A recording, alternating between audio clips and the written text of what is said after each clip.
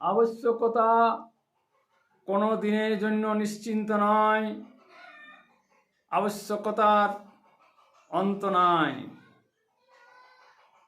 যোগী তাই অনাবশ্যক ব্যাপক হয়ে থাকে।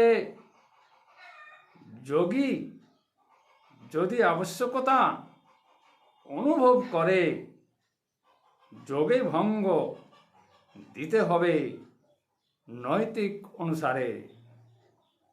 সূক্ষ্মতা অনুভব আবশ্যক অনুসারে, আবশ্যকতার প্রাচুর্য সূক্ষ্মে বিঘ্ন ঘটে।